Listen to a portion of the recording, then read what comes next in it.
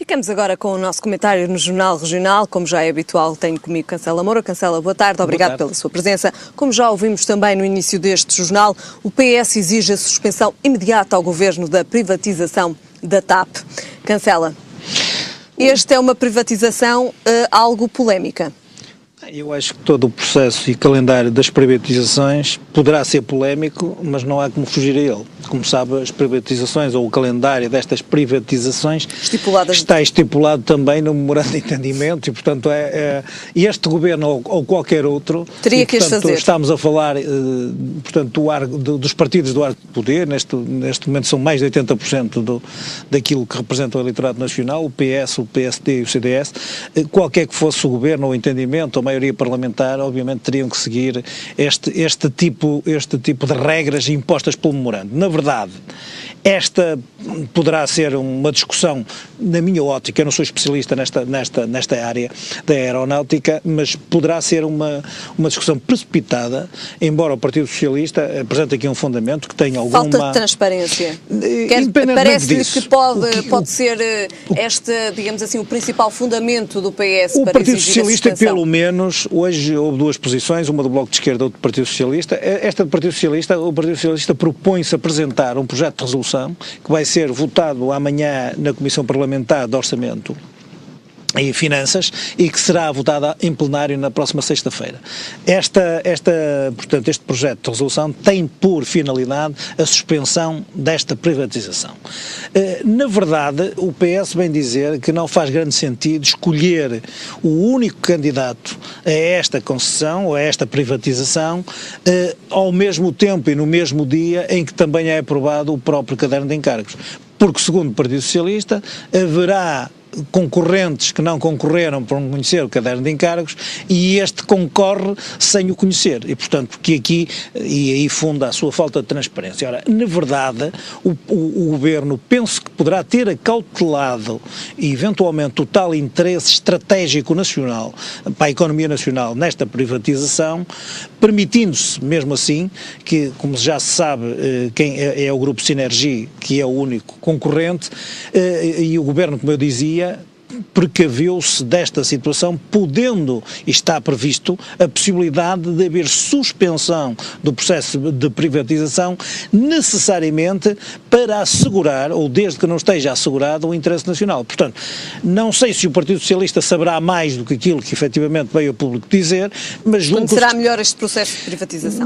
Ou se eventualmente, porque o Partido Socialista também é coincidente ou convergente com o Bloco de Esquerda numa das críticas, que é o encaixe financeiro provavelmente ser baixo. O Bloco de Esquerda fala em 20 milhões, isto foi à margem de uma reunião que fez com os sindicatos também requerem esta suspensão, mas sinceramente não sei onde é que o Bloco de Esquerda também foi buscar este valor. O Bloco de Esquerda diz mesmo que está à venda a TAP a preço de saldo. Aliás, eles equivalem esse preço de saldo aos tais 20 milhões, eu confesso que não sei onde é que foram buscar isto, e eu penso que poderá neste momento ser precipitado, efetivamente estar a antecipar alguma da solução à volta da privatização. Como digo, o próprio Governo tem algumas cláusulas de salvaguarda que necessariamente o próprio concorrente, único concorrente, hoje confirmou, dizendo que compreenderá se o Governo efetivamente vier a decidir pela suspensão do processo, dizendo até que efetivamente compreenderá, embora ache, do ponto de vista económico, que a TAP, e isto é um processo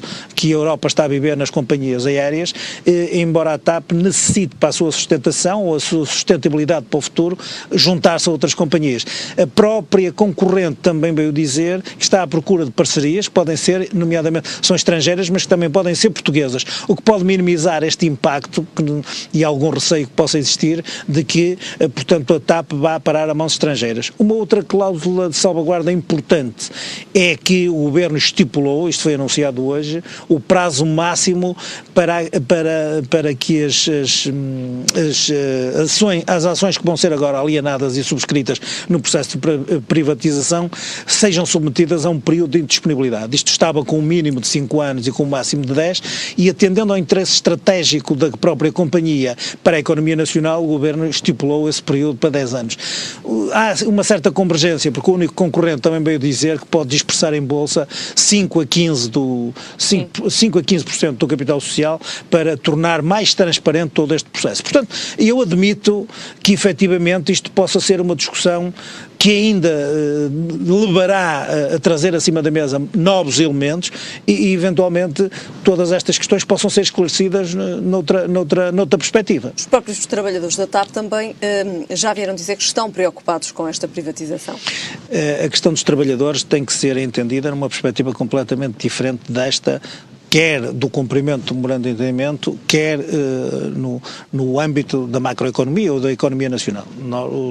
Há, por parte dos trabalhadores, e neste caso dos sindicatos, uma reivindicação de diálogo com o Governo, que dizem que efetivamente tem vindo a ser adiado ou que não lhe têm sido dadas esta possibilidade de diálogo, porque aquilo que os trabalhadores querem, por exemplo, como nos estaleiros na Baixa de Viana do Castelo, é que se garanta e que hajam garantias e efetivamente os trabalhadores possam assegurar os seus postos de trabalho.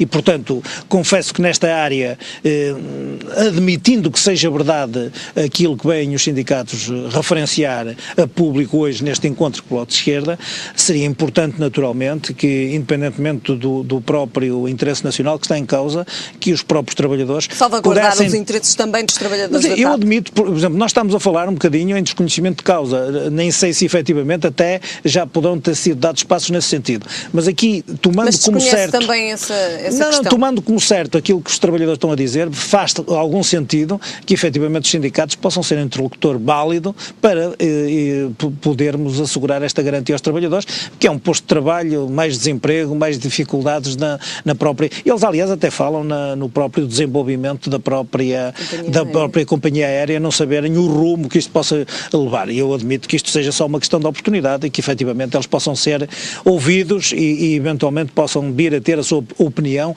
relativamente a esta matéria. Se depois irão ao encontro das suas próprias expectativas, será uma coisa diferente, mas acho positivo que efetivamente os trabalhadores pudessem dar uma palavra sobre este processo. Acha que seria fundamental também? Não, sobretudo no interesse deles, porque, repare, o caderno de encargos definirá com certeza um conjunto de premissas que passarão naturalmente, quer pelos postos de trabalho, quer pelos objetivos que se propõe a companhia com este tipo de privatização. Se efetivamente se pretende que haja aqui um período de indisponibilidade da venda destes ativos que vão ser agora subscritos, eu penso que a questão dos trabalhadores também há de ser salvaguardada, não tenho a mínima dúvida nesse capítulo. Muito bem, certamente teremos também mais notícias no final da semana, ou até mesmo na próxima semana, relativamente a esta privatização da TAP. O consumo de combustíveis caiu 13% em Portugal no terceiro trimestre deste ano. Como podemos interpretar estes números, Cancela Moura? Olha, eu diria que estes números revelam a preocupação dos portugueses em acautelar-se daquilo que aí vem. Nós vamos ter um ano muito mau.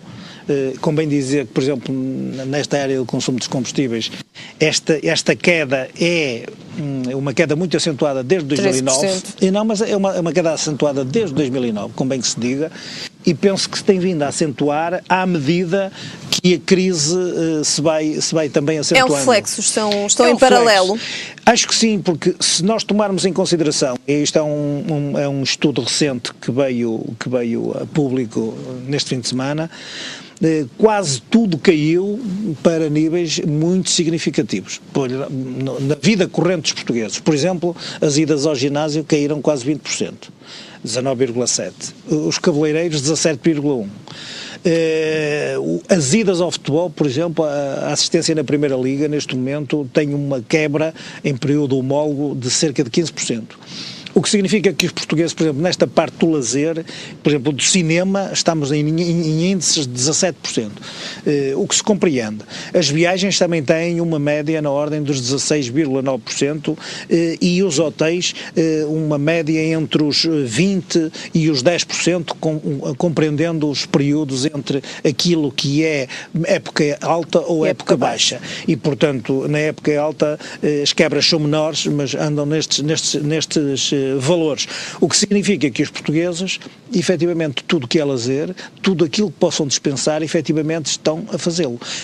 Admito que nos combustíveis, até tendendo aos preços que cada vez são mais altos, porque de facto os combustíveis têm tido preços, têm tido um aumento a cada dia, exatamente. Recordes. Admito que este consumo de combustíveis seja de facto um reflexo natural em tudo aquilo que os portugueses efetivamente estão a cortar. Eu estava-lhe a dar estes exemplos relativamente portanto, ao lazer, mas dou-lhe, por exemplo, o exemplo dos comboios. Os utentes nos comboios desceram significativamente na ordem dos 11%. O que significa que nós nem podemos estar a fazer aqui uma transferência direta. Exatamente, não podemos estar a fazer uma comparação entre a descida de preços dos combustíveis e o aumento dos transportes públicos. Exatamente, porque como sabe, os transportes públicos tiveram também aumentos exponenciais, quer o metro, quer a CP, aconteceu isso e, portanto, não podemos fazer aqui uma relação direta. Um termo de comparação. E, naturalmente, uma das coisas que aqui é interessante ter em consideração é que, apesar de tudo, a própria poupança dos portugueses acabou por aumentar, com esta falta de rendimentos. O que significa que existe aqui uma grande preocupação dos portugueses que sabem de antemão que viram os seus rendimentos cair também de forma vertiginosa, o rendimento disponível, viram os preços aumentar e, num clima de grande austeridade que se prevê para 2013, acabam mesmo assim por fazer poupança. Cada vez mais a fazerem contas à vida. Não tenho dúvidas nenhumas e, portanto, esta questão dos combustíveis, já agora para complementar, é curioso porque a pretexto dos combustíveis saiu há muito pouco tempo um estudo da DECO que disse, e utilizou uma expressão bem portuguesa, que as marcas brancas e o premium era igual ao litro, para explicar que efetivamente o facto de se pagar mais 10 cêntimos por cada litro de combustível entre as 4 principais marcas portuguesas ou aquilo que são as marcas brancas dos hipermercados, que não havia absolutamente diferença nenhuma. Aliás, chegaram mesmo a dizer que aquele menor consumo ou a menor emissão de poluentes ou até a poupança que se podia fazer nas peças de motor, pelo estudo que evidenciaram, ou puderam evidenciar pelo estudo, que efetivamente as diferenças não eram nenhumas. Chamou isto de publicidade enganosa, o que significa que os portugueses, e já agora, sim, as marcas brancas têm uma cota de mercado que subiu 10%, o que significa também, ao nível dos combustíveis, que os portugueses não se importam de consumir mais marcas brancas de combustíveis para se permitirem poupar mais em gastos desta natureza. Muito bem, ficamos então a saber que os combustíveis tiveram um decréscimo de 13% no primeiro trimestre deste ano, portanto aqui um reflexo também daquilo que o país atravessa, uma crise. E hoje, Cancela Moura, não poderíamos deixar de falar de Manuel de Oliveira, que completa 64 anos.